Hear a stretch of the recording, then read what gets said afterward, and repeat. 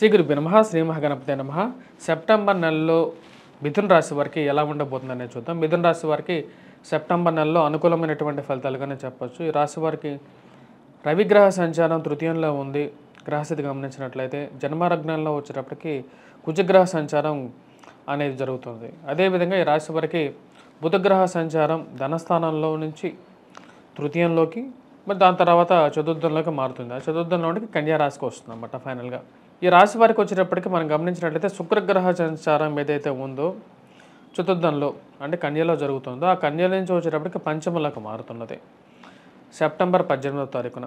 అదేవిధంగా రాహుకేతుల యొక్క పరిస్థితి వచ్చేటప్పటికి ఎటువంటి మార్పు లేదు. రాహు వచ్చేటప్పటికి రాజ్యస్థానంలో, కేతు వచ్చేటప్పటికి చతుర్థంలో జరుగుతుంది. మరియు అదేవిధంగా ఈ రాశి వారికి గురువు వ్యయ స్థానంలో సంచారం చేస్తున్నాడు. మరియు అదేవిధంగా శని వచ్చేటప్పటికి రాశి వారికి భాగ్యస్థానంలో జరుగుతున్నది సంచారం. ఇటువంటి గ్రహస్థితి రాబోతున్నటువంటి సెప్టెంబర్ నెల ఎటువంటి ఫలితాలు ఇస్తుందని చూద్దాం. సెప్టెంబర్లో మనం గమనించినట్లయితే రాశి వారికి రవి అనుకూలమైనటువంటి స్థితిలో ఉన్నాడు, తృతీయంలో ఉన్నాడు. ఇది వృత్తిరీత్యా వ్యాపార రీత్యా కూడా అనుకూలంగా ఉంటుంది. ఆగస్టు 16వ తారీఖున రవిగ్రహ సంచారం అనేది స్టార్ట్ అయింది తృతీయంలోకి. సింహరాశిలోకి స్వస్థానంలోకి ఎప్పుడైతే రవిగ్రహ సంచారం జరుగుతుందో అది వృత్తిరీత్యా వ్యాపార రీత్యా కూడా అనుకూలమైనటువంటి ఫలితాలు ఎక్కువగా ఇస్తుంది.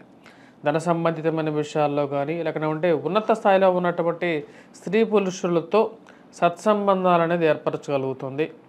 అంటే పెద్ద స్థాయిలో ఉన్నటువంటి వారితో ఒక మంచి అండర్స్టాండింగ్ని ఇవ్వగలుగుతుంది.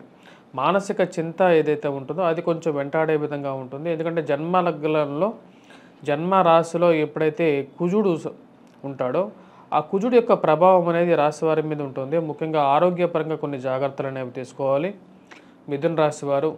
అదేవిధంగా ధనక్షయం అంటే ఫైనాన్షియల్గా వచ్చేటప్పటికి కొంచెం ఖర్చు ఎక్కువగా ఉంటుంది. ఖర్చు ఎప్పుడు ఎక్కువగా ఉంటుందంటే కుజుడు ఎప్పుడైతే జన్మరాశిలో సంచారం చేస్తుంటాడో అప్పుడు ఎక్కువగా దాని యొక్క ప్రభావం అనేది ఉంటుంది. కుజుడు యొక్క దృష్టి మనం చూసినట్లయితే అది కొంచెం ప్రభావితంగా కూడా చేసే విధంగా ఉంటుంది. తృతీయాధిపతి మరియు అదేవిధంగా అష్టమ స్థానాన్ని కూడా చూస్తూ ఉంటాడు. జీవిత భాగస్వామి ఆరోగ్య సంబంధితమైన విషయాల్లో కూడా కొన్ని జాగ్రత్తలు తీసుకోవాలి. మరియు అదేవిధంగా ఈ రాశి వారికి ఆరోగ్యపరంగా కూడా కొన్ని చిక్కులు అనేవి ఉంటాయి. కానీ ఈ రాశి వారికి బుధుడు అనుకూలమైనటువంటి స్థానంలో ఉన్నప్పుడు ఫైనాన్షియల్ గెయిన్ అనేది ఉంటుంది అన్నమాట. బుధుడు మనకు వచ్చినప్పటికి ఇందాక చెప్పిన విధంగా గ్రహ సంచార రీత్యా ధనస్థానంలో ఉన్నప్పుడు కూడా ఫైనాన్షియల్ రొటేషన్ అనేది ఉంటుంది. మరి అదేవిధంగా తృతీయంలోకి మారినప్పుడు కూడా కొంచెం అనుకూలమైనటువంటి ఫలితాలు ఇవ్వగలుగుతుంది అన్నమాట. సంతాన సంబంధితమైన విషయాల్లో సెప్టెంబర్ చివరిలో వీరికి బాగా అనుకూలమైనటువంటి ఫలితాలు పొందగలుగుతారు. ఒక శుభవార్త కూడా వినగలుగుతారు.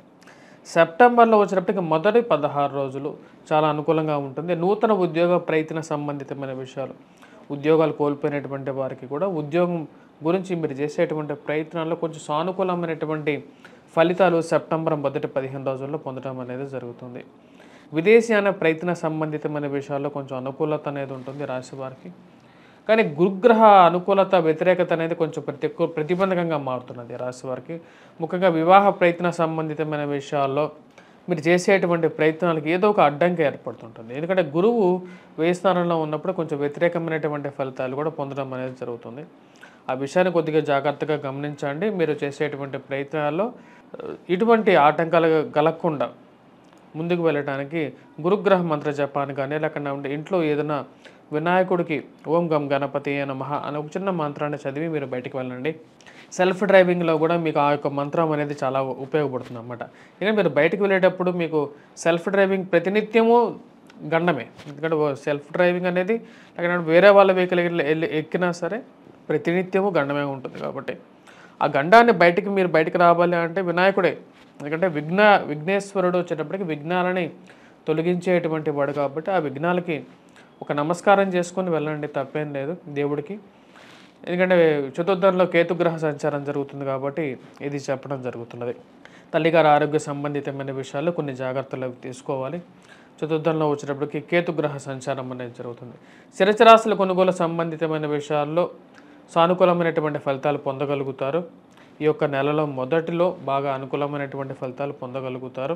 మొదటి 15 రోజులు కూడా బాగా అనుకూలిస్తుంది. ముఖ్యంగా పెద్ద పెద్ద డీల్స్ గురించి మీరు చేస్తున్నటువంటి బ్రోకరేజ్ మీడియేటర్స్గా పనిచేస్తున్నటువంటి వారికి కూడా సానుకూలమైనటువంటి ఫలితాలు పొందడం అనేది జరుగుతుంది. ఈ రాశి వారికి నేను ఇచ్చినటువంటి ర్యాంక్ గురించి కూడా చెప్పడం జరిగింది మీకు. మిథున రాశి వారికి వచ్చేటప్పటికి నేను ఇచ్చినటువంటి ర్యాంక్ వచ్చేటప్పటికి 6వ ర్యాంక్ ఇవ్వడం జరిగిందనమాట. 6th ర్యాంక్ ఇవ్వడం జరిగింది. 12 రాసుల్లో వచ్చేటప్పటికి 6th ర్యాంక్ ఇవ్వడం జరిగింది. దానికి ముఖ్య కారణం వచ్చేటప్పటికి ఈ యొక్క నెలలో అనుకూలమైనటువంటి గ్రహస్థితి అనేది గోచరిస్తూ ఉన్నది కాబట్టి మనం గమనించినట్లయితే ఇక్కడ బాగా అనుకూలంగా రవి యొక్క అనుకూలత అనేది కొంచెం బెటర్మెంట్గా ఉంది. గత నెలతో పోల్చుకుంటే గత నెలలో కూడా నేను ర్యాంక్ ఇచ్చిన దానికన్నా ఈ నెలలో కొంచెం బెటర్ ర్యాంక్ అనేది ఉంది. దానికి కారణం ఇదన్నమాట. అదేవిధంగా బుధుడు అదేవిధంగా శుక్రగ్రహ సంచారం అనేది కూడా కొంచెం అనుకూలమైనటువంటి ఫలితాలు ఇచ్చే విధంగా ఉంది మిథున రాశి వారికి. మరియు అదేవిధంగా ఈ రాశి వారి పోటీ పరీక్షల కోసం ప్రిపేర్ అవుతున్నటువంటి విద్యార్థులకు ఎలా ఉందనేది చూద్దాం. విద్యార్థులు ఎవరైతే పోటీ పరీక్షల కోసం ప్రిపేర్ అవుతున్నారో, దూర ప్రాంత విద్య గురించి ప్రయత్నం చేస్తున్నటువంటి వారు, విదేశాన వెళ్ళి చదువుకోవాలనుకున్నటువంటి వారు వీరికి అనుకూలమైనటువంటి ఫలితాలుగా చెప్పవచ్చు. పోటీ పరీక్షల కోసం ప్రిపేర్ అవుతున్నటువంటి వారు గ్రూప్స్ కానీ సివిల్స్ కానీ లేకపోతే వీటి కోసం ప్రిపేర్ అవుతున్నటువంటి వారికి మొదటి 15 రోజుల్లో సానుకూలమైనటువంటి ఫలితాలుగానే చెప్పచ్చు. అదేవిధంగా యూపీఎస్సీ ఎగ్జామ్స్ క్లియర్ చేయాలని చెప్పి ప్రయత్నం చేస్తున్నటువంటి వారికి కూడా అనుకూలమైనటువంటి ఫలితాలుగా చెప్పవచ్చు. మంచి అనుకూలమైనటువంటి స్థానంలో రవిగ్రహ సంచారం, బుధుడు కూడా అనుకూలమైనటువంటి స్థానంలో ఉన్నందువల్ల వీరికి విద్యార్థులకు బాగుంటుంది. రాజకీయ రంగ ప్రముఖులకు వచ్చేటప్పటికి కొంచెం మిశ్రమమైనటువంటి ఫలితంగానే గోచరిస్తుంది.